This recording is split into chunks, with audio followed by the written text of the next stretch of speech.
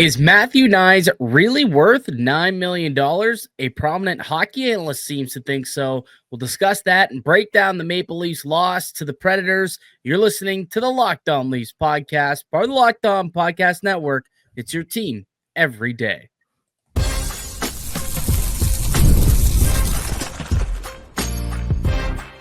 You're Locked On Maple Leafs, your daily podcast on the Toronto Maple Leafs. Part of the Locked On Podcast Network, your team every day.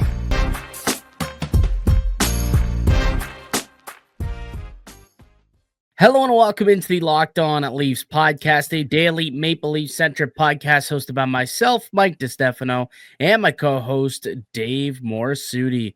What's happening, Dave? How you feeling coming off that weekend? Yeah, not good.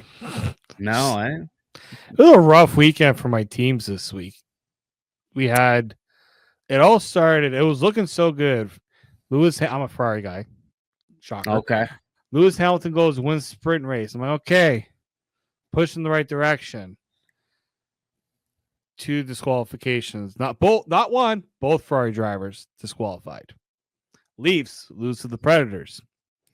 Then my Italian team, the one team in my life that was always the winner, Juventus, they're on to another manager. Tough weekend.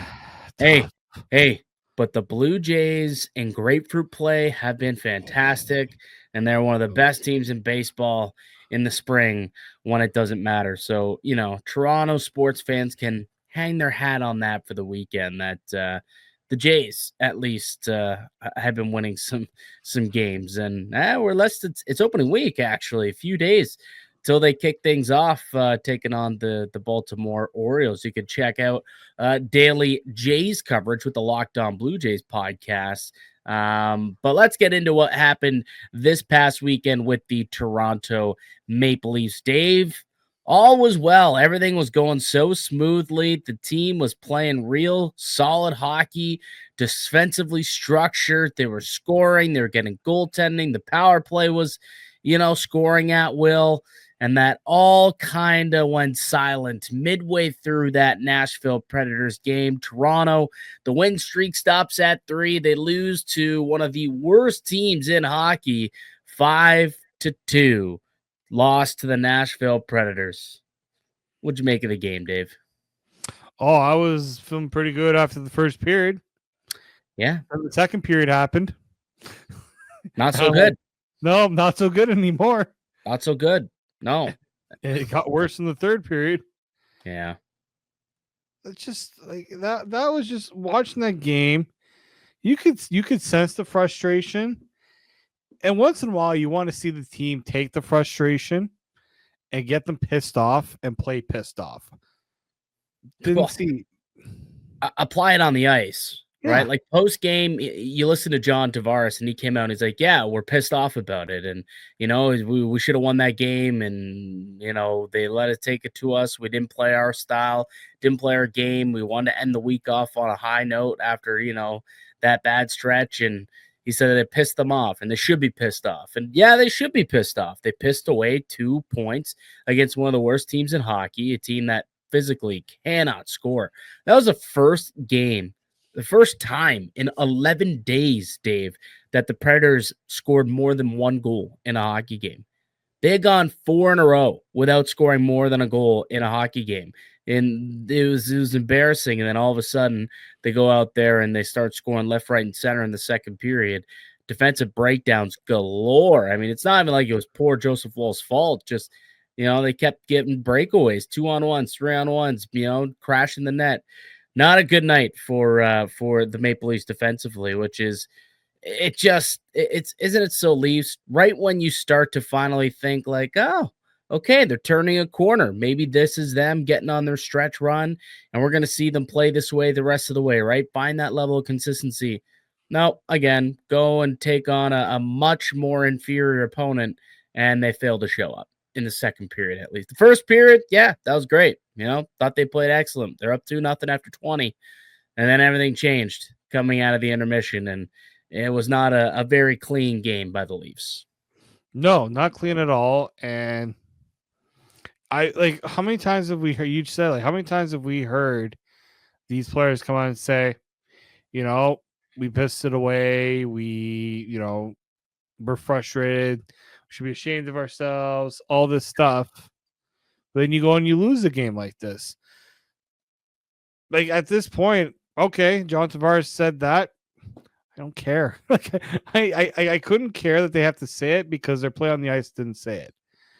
And that's the part that you had such the part is you had such a good first period. You started the way you wanted to start. And then you just stop. Like there's just as Craig Berube said, it flipped.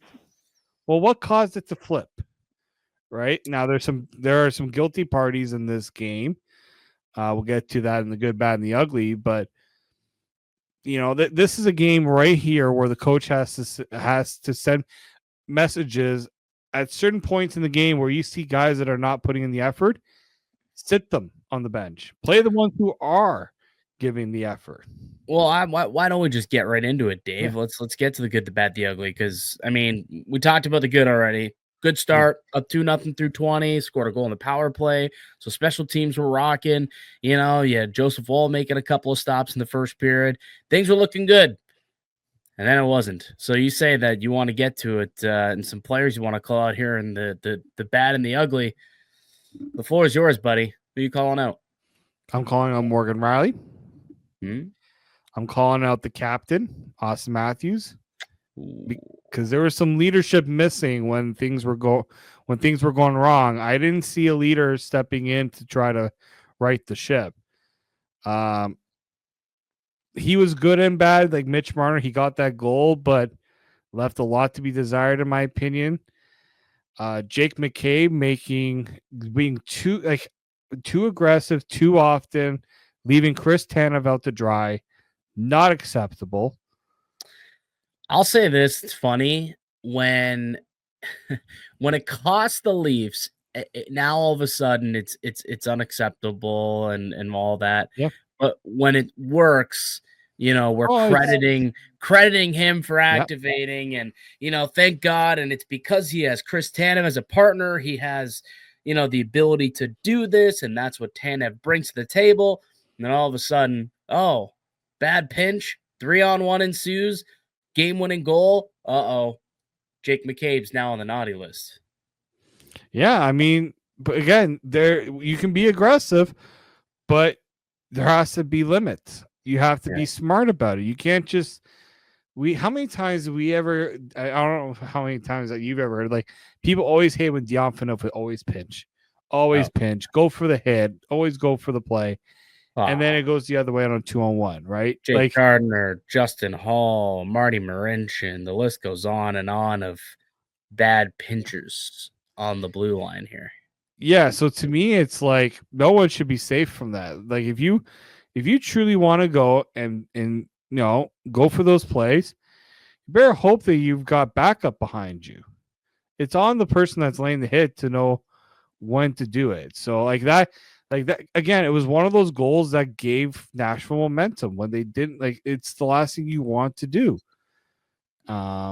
Even like Carlo and Riley on that one goal, I don't know what they were doing. Riley was the biggest guilty party because he was covering nothing on the play, and you could kind of see it happening where the Nashville player, I think it was Evangelista, right, picking up speed, and Morgan Riley was like, "Oh, I'm in trouble." And he knew there was trouble. And Carlo gets overzealous. They should have just communicated, hey, take the guy on the boards. I'll take this guy that's clearly beating you to the net.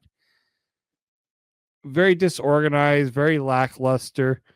Just no one was providing the spark. The only thing I really liked about the game was that second line again. Tavares, McMahon, and Nylander. They seem to be the only ones that were really pushing and trying to get this team to stay in that game.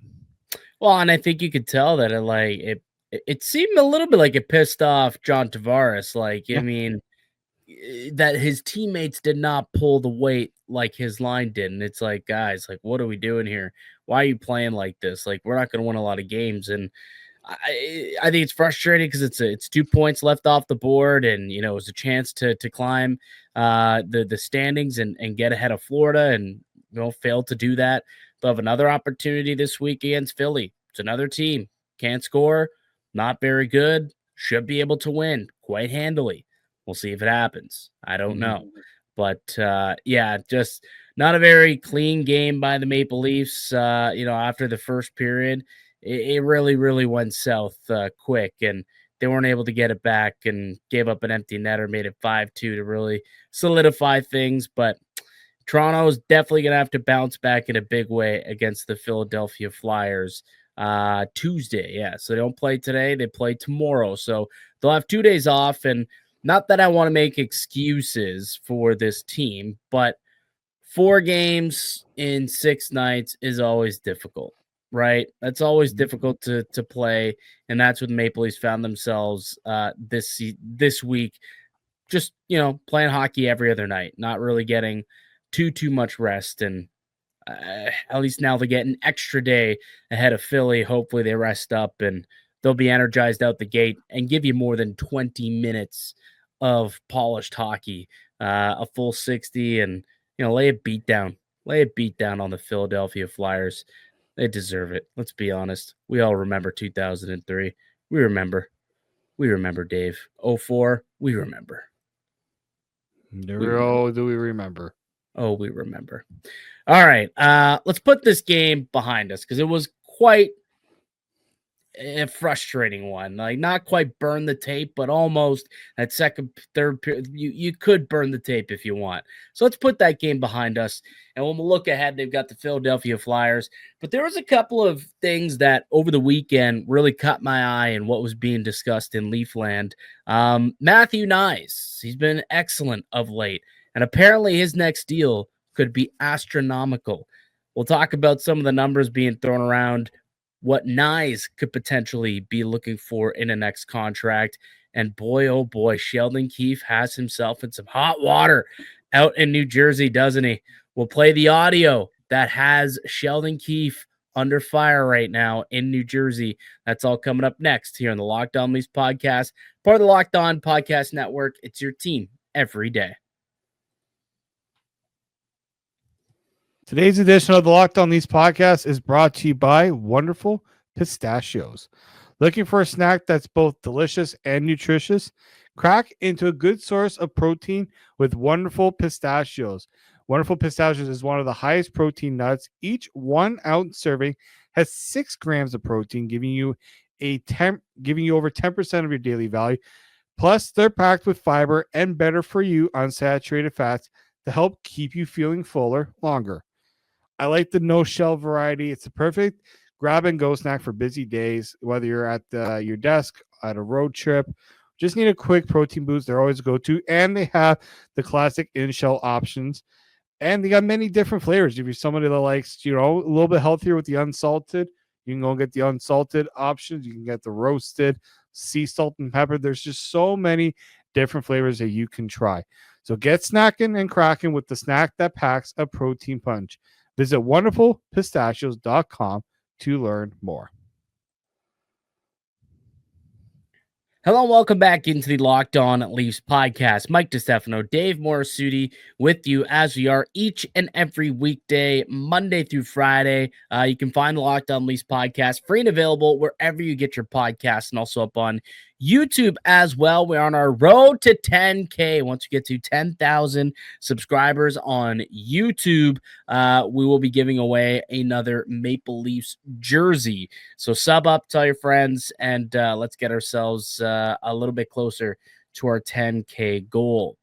All right, Dave. There was quite the discourse over the weekend as to what Matthew Knies could get on his next deal. He is obviously up for a new contract this year. He's an RFA, so he's not, heading to free agency like Mitch Marner or John Tavares. So the Leafs have a little bit of say in what happens here. But supposedly there are some quite large numbers being thrown around for what some people believe Matthew Knies could sign for. There's a conversation that was being had on the Sportsnet 590 airwaves. Jason Bukala, who had recently written about Matthew Knies and how he believes the Maple Leafs should try and lock him up long term, He's of the belief that the Leafs, if they don't get this guy signed under contract, he could be in the $9 million range if a team decides to offer sheet Matthew Knies, which he believes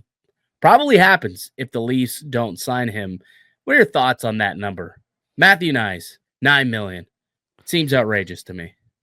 Yeah, I've edited a lot of articles from Jason Bugla. Very smart. He's got and spent a lot of time in front offices around the league as a scout. There's even a lot of time, especially with Florida. I'm looking here. So if he's right, and a team were after $9 million, great thing about a site like Cap Wages, I know which teams exactly can offer Matthew Knies $9 million. The compensation is a first, a second, and a third round pick. Right. And they have to be your own picks, and they have to be this year's picks. Or Question sorry, the year. Sorry. Yeah. If you were acquiring Matthew Knies, like, would you trade a first, second, and third round pick for Matthew Knies? Probably a good chance I would consider doing that. Yeah. Okay. Because now, here are the teams: the Buffalo Sabres, the Chicago Blackhawks, the Detroit Red Wings, the Montreal Canadiens, the Nashville Predators, the New York Islanders, the Philadelphia Flyers, and the Utah Hockey Club. Formerly Phoenix / Arizona Coyotes, I might add. Yeah. So yeah, he won't be going home, and he won't be going home anytime soon. So unless he wants to call Utah home, first thing, Matthew Knies has to have a desire to leave. And if a team really, on top of paying him $9 million, like, look, great player, love what he brings to the Leafs. 45 points this year in 66 games, 25 goals. You're offering him $9 million. Kind of find it tough to find that valuation really working. Yeah.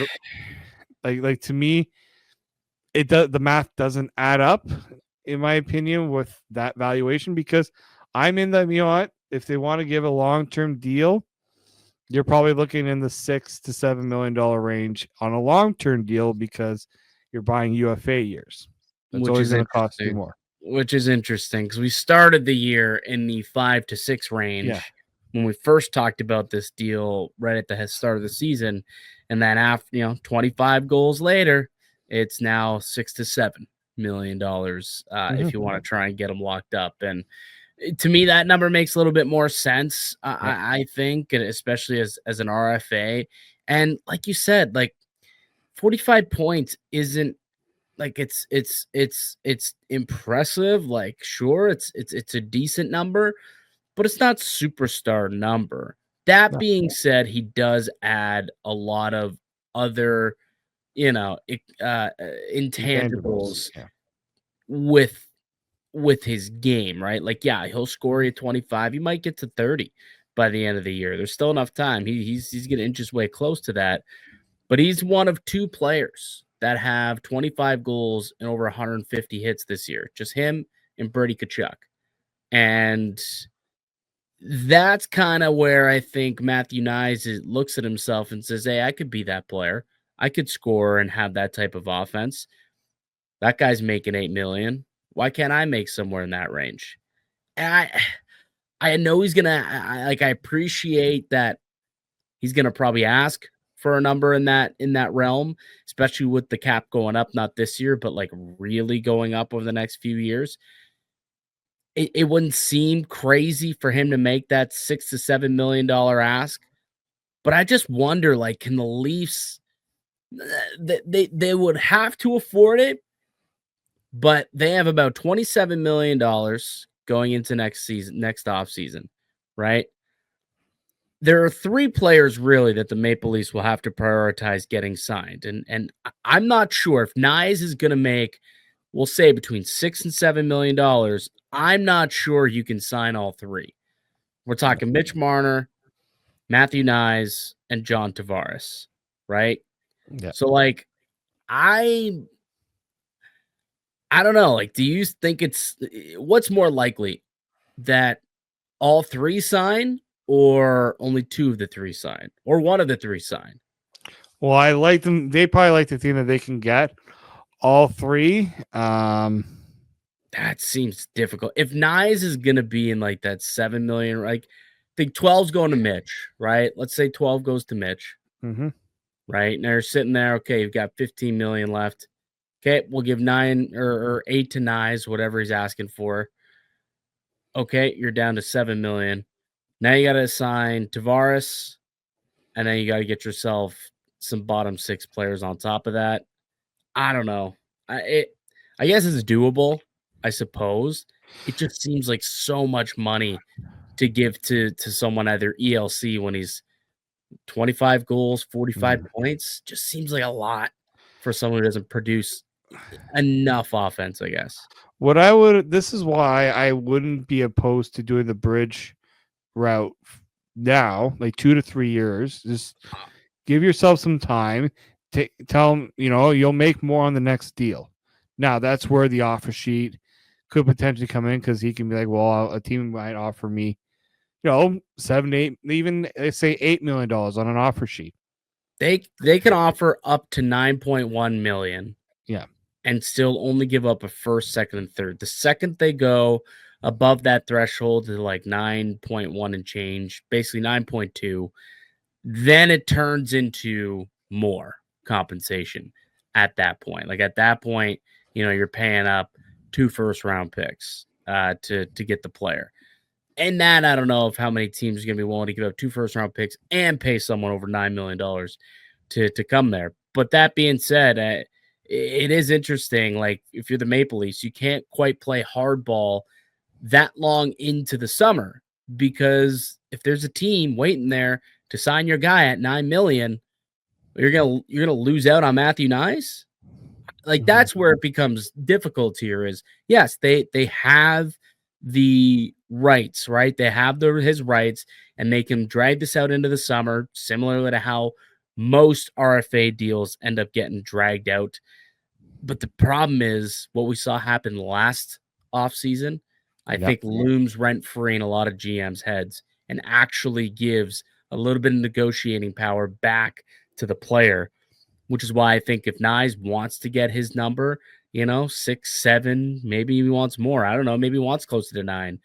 It feels like he's got a lot more leverage this offseason than he would have, let's say, 2 off seasons ago, or even last off season prior to the Holloway and Broberg RFA signings offer sheets. Yeah, this is where I lean more towards getting this done, before. If you can try to get Matthew Knies signed now and just end that potential conversation, see what it can take, right? Because he's a young player. He's should only be getting better at this point, right? Like we definitely have not seen Matthew Knies at his peak.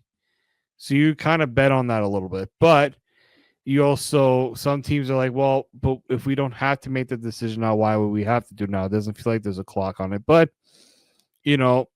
after what Edmonton went through, like, I'm sure Edmonton would like a do-over on what happened with Holloway and Broberg. So, and I don't know who Matthew Knies' agent is. That also will play a factor too, because certain agents will make this a tough, more difficult. Yeah, I think he's with with the same agent as Austin Matthews, possibly. I'm trying to. Maybe not, but I think I see it here. OK2 management. No idea who that is. No clue. Yeah, Matt Federico, I believe, is the agent's name.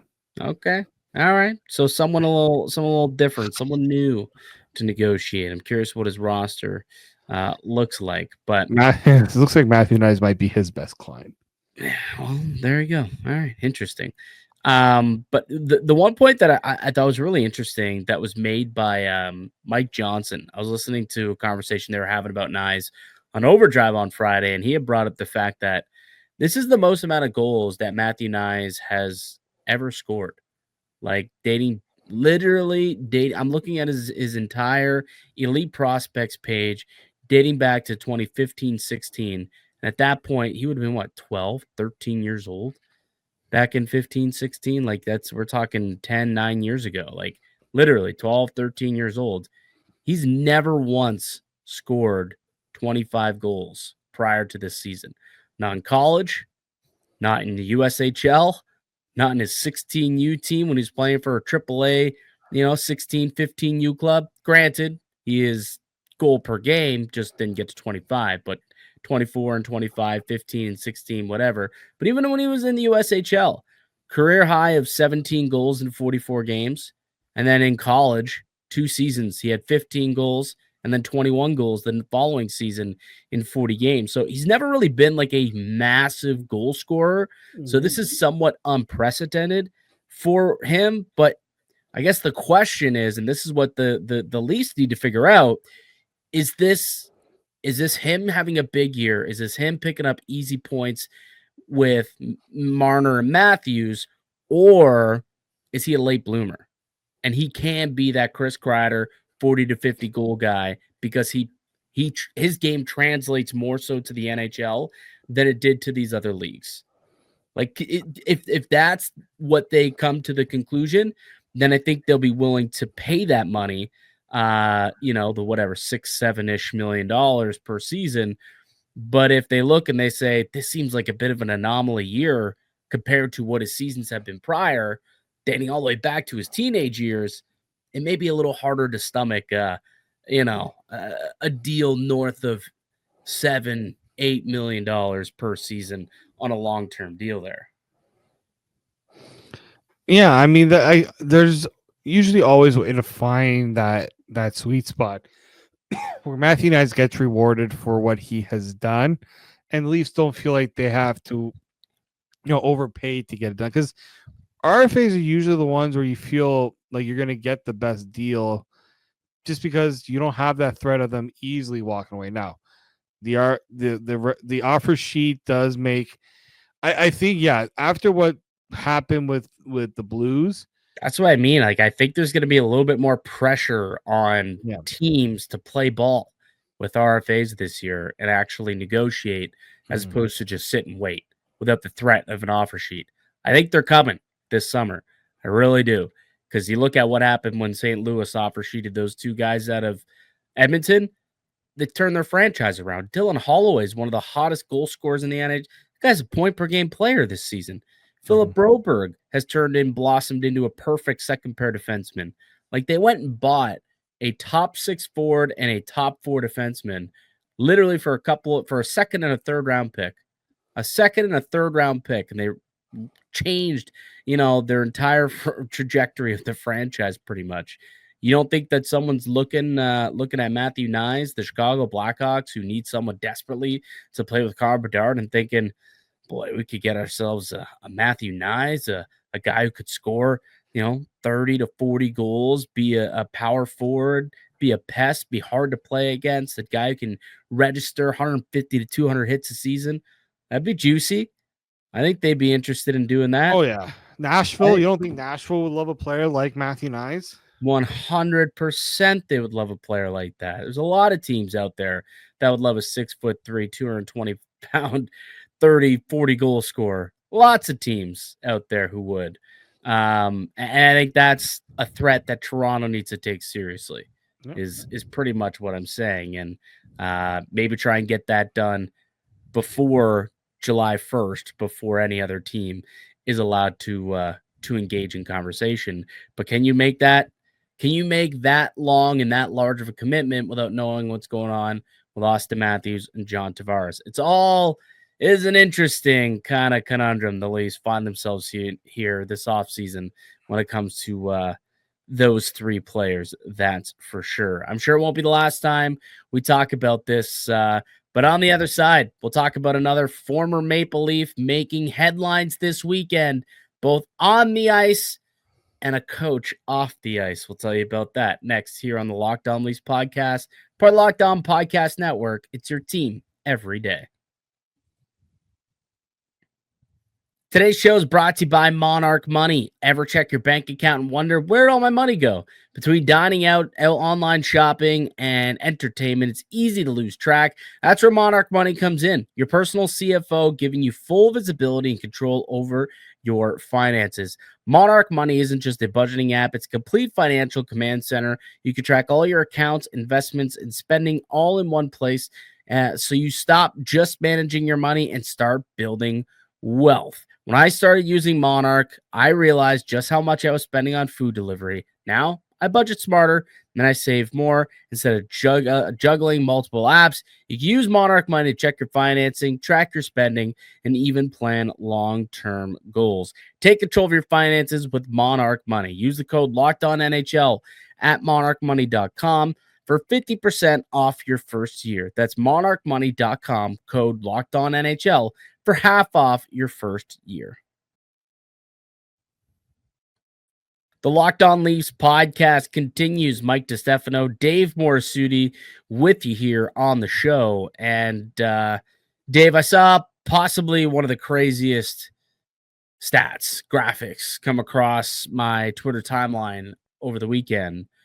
There was a record broken in the Continental Hockey League, the KHL, if you will, the Russian men's league out there, the top league out in Russia. Some would say the second best pro league in the NHL or in the world, next to the NHL. A former Maple Leaf set the record for most goals in a single season in a KHL season. Now I know you know who it is because we've talked about it, and I wrote a story on it. Yeah. Take a guess. Like if this would have been a trivia question prior to you knowing, how many names would you have to get to before you got to the name Josh Leivo? Man, like I don't even know many former Leafs that are in the KHL. A decent amount. I'm sure Gino Mulligan is ripping up the KHL again. That's for sure. Oh man, like I know Taylor Beck is in the KHL. He's actually not doing barely Leaf. But Josh Leivo, 49 goals in 62 games, breaking the record for most goals scored in a single season. Did the Leafs give up on Josh Leivo way too soon, Dave? Well, them and 5 other NHL teams did. True. Very true. Very true. Man, I remember Josh Leivo looking like a very promising player, especially when he was with the Marlies. Yeah. And it never really happened for him.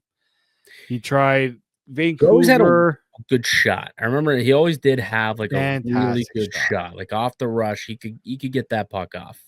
And he's probably why with more space in the bigger ice surface in Russia allows him to get that shot off a little bit. I thought about that. And some people say like there's a lot of ice surfaces that resemble NHL ice surfaces in Russia. Like it's not as much of the Olympic style as maybe we thought. There are still a few that have them, but yeah, like the KHL is such a weird league, dude. It's the worst league of like. Did you hear what happened? What's happening with Ivan Demidov, the Cavs prospect? The Habs prospect, or is he with the Habs? Yeah, the 5th overall pick. Yeah. He is one of the top players for St. Petersburg. Mm-hmm. He leads the team in scoring, and they're going to scratch him. Yeah, ahead of the playoffs. Yeah, this is why I've never liked the KHL. It makes they hate teenagers. Sense. They hate teenagers, and they hate defectors. Yeah, and they're like, why does this guy want to leave us? Maybe because he's not actually getting time to play. Yeah. Right? Like, yeah. I remember we were so happy to see Nikita Zaitsev coming to Toronto. Wow. He was half decent, and then it fell apart. He's actually back there with St. Petersburg. Doesn't surprise me. Those who may have forgotten about Nikita Zaitsev. But, yeah, it's such a crazy league. Like, I saw the goal. I watched the goal that got Leivo the record. Yeah. And like, great play. Gets a turnover at the blue line, streaks right in, shoots, beat the goalie. Now, it looked a little too easy, but what's crazy about what Levo has done in the KHL, his first year, 15 goals in 38 points in 40 games, nearly a point per game player. This year, as you said, 49 goals, 80 points in 62 games.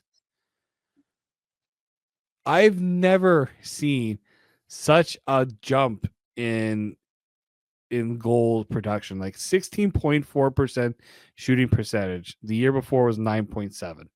Are you suggesting that Josh Levo's on steroids, Dave? I mean, we've Or heard about the performance Russian. Have you never heard of the Russian gas before? Yeah, good point. I mean, great on Josh. I mean, he got a contract extension, 2-year extension back in February, and some people are like, was he a little too hasty to get to do that extension? Could he have put himself in a position to get back into an NHL I don't team's know. radar? Here's the thing: is like you see so many guys tear it up in the KHL, and then they try to make that crossover into North America, and it doesn't go well. Like I could think of a number of Russian, like Andrei Kuzmenko. Like he was great that his first year when he was in North America, but he's stunk ever since. Like he's just not doing much of anything right now. Where'd they trade him to? He got traded to what? Is he in Philly now? I think like it is not a good situation. Actually, no, they traded him to like LA. I think Philly flipped him again to LA. Yeah. So it's not a good situation for him. And who was that other? He like signed with Vegas when they were first coming into the league. He signed a pretty big deal, and he was supposed to be this great Russian coming overseas, and he didn't even make Shipashov? Vadim Shipashov. That's the exact person I was thinking of. Vadim Shipashov, and he was supposed to be a stud. Nothing. Guy was absolutely did nothing in the NHL. I think he was really old too when he came. He was like in his 30s or something. No, he was not that old. I think he he was late 20s, but I don't think he was that old. Let's see. I'm looking up the story right now when he signed. Yeah, 30 years old when he signed. He's a 30-year-old signed a 2-year deal with a $4.5 million annual salary. Guy got 4.5, and he never played a game in the NHL. It's crazy. It's crazy. Yeah, but he was really good. I remember he was so good in the KHL. Yeah, like 7. He was like well over a point. Like he was like the Josh Levo at the time. Yeah, maybe not scoring as many goals, but he was putting up a lot of points. And yeah, well, I'm pretty sure like it got so bad. I'm pretty sure he like and there's a lot of players who like go overseas and just start to tear it up. Like it's so I bizarre. remember him. Nikita Gusev was another one that was supposed to. Gusev was a guy I was thinking of also. I think Gusev. Yeah, Gusev. That's probably the one you were thinking of as like the younger one. Maybe. And then he got dealt or something. But yeah, that's Josh Levo becoming the all-time goal scorer in the KHL. Not something I expected to ever see in my lifetime. But here we are. It's 2025. That's not the only thing maybe you thought you'd see in your lifetime, though. Yeah. Are you referring to Sheldon Keefe absolutely calling out Jonathan Kavasevich? Yeah. You're referring to? That's exactly what I'm referring to. Okay, let's play the clip and then we'll react to it. But let me set it up. We can bring it up. But essentially, like the Devils aren't in a really good place right now. A lot of injuries to this team, to be fair. But Kovacic, who recently signed an extension with the team, like a long-term extension, I think like 4 or 5 year deal, like a month ago, basically said the team's got to play better. And Sheldon Keefe said, yeah, well, that guy's got to play better. Here's the full exchange. We're in a fight, and hopefully that, gets us in that playoff mentality, 10, 11 games out, and we carry that into playoffs. So, obviously the results are tough, but we're in a fight here, and we're not going to back down. Kovacevic just mentioned to us that he thinks the team kind of needs to have that playoff mentality going down the stretch here. Is that something Kovacevic just needs to play better? That would help. What? So when you listen to the back-to-back, like you realize Kovacevic didn't necessarily come out and I don't know. I feel like he was He almost wasn't very misquoted. he wasn't taking shots at anybody. No, but the way it was relayed reporter, to Sheldon Keefe, though, yeah, it was that almost reporter put Sheldon Keefe in the put him in the trolley tracks. Let's just that said, Keefe does not need to respond that way to absolutely bury his player. And I'm sure Sheldon feels awful for that, especially when he finds out that it was not real. Like it was as if he thought Kovacevic was like calling out the team. And he's like, well, this guy is not playing any better. So he should be the last one to be calling people out, is basically what Sheldon was saying. But that's not really what happened. I mean, he really said nothing that was no different than what Austin Matthews said after the Senators game. Yep. Realistically, it's like, hey, these are playoff games. Like we got to hunker down and we got to play like it. We got to wrap our heads around the fact that these are playoff games, playing against teams that are trying to rip points off each other. There's nothing wrong with what he said. Absolutely nothing wrong with what he said. So for Sheldon Keefe to, I mean, there must be something else is boiling there. Like, Keefe and Kovacevic must have a riff of some kind, or recently spoke to one another about, because there was a little bit more to that. Yeah. For Sheldon. I'm sure what Kovacevic was saying is not the full story of what we have maybe seen between the two of them. And yeah, but that means that Kovacevic was keeping it behind closed doors. Yeah, Sheldon Keefe's the one that brought it out. Oh yeah, like Sheldon Keefe, there was no hesitation. You know, sometimes a coach, when he's about to rip into a player, will kind of lean, like he'll kind of like get a little think about it. So do think I really about want to go it. here? Think about how he wants to say it, and he's like, "Well, you know, it would kind of help if." No, he's like, "Well, he just needs to play. Like he needs to play better." I'm like, he said his name. He dropped his govy on that reporter. That to me was like, oh, there's history there. There's bad blood there. Yeah. And I'm curious to see how that's going to how the follows there. Here's the thing. We've been in the situation here in Toronto, and it forced, like, based on Keefe calling out his players, and it forced Keefe essentially to have to come out and apologize and walk back his comments, which I was not a fan of. I thought that was awful for him to do. But you know, he had to cater to his players.